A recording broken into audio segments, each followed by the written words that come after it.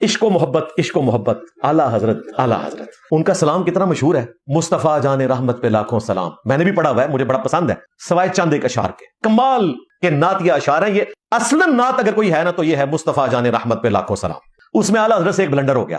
انہوں نے پتہ کیا شعر لکھا؟ کثرت بعد قلت پہ اکثر درود، عزت بعد ذلت پہ لاکھوں سلام. وہ کہتے ہیں کہ نبی علیہ السلام کو اللہ تعالیٰ نے مدینہ شریف میں جا کے کثرت دے دی. پہلے آپ قلیل سی جماعت تھے، 125 صحابہ کرام تھے، تو آپ علیہ السلام کو مدینہ شریف میں اللہ تعالیٰ نے کثرت دے دی، اور بعد میں رومنز اور پرشینز کے خزانے بھی مسلمانوں کے قدموں میں ڈھیر ہوئے. کثرت بعد قلت پہ اکثر درود، یعنی یہ جو بعد میں کثرت ہوگی آپ کی امت کی، جو پہلے قلت تھی، اس پہ درود ہو اللہ کا.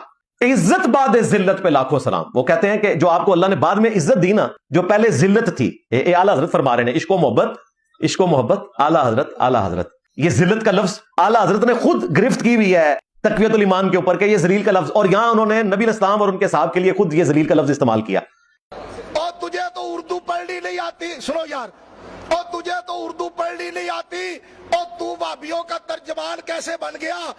اگر تو 2-4 سال وہابیوں کے پاس مناظر رہا، میں سنیوں کو یقین سے کہتا ہوں سنیوں کو مناظرہ کرنے کی ضرورت نہیں پڑے گی، یہ وہابیوں کو ذلیل ہی اتنا کر دے گا.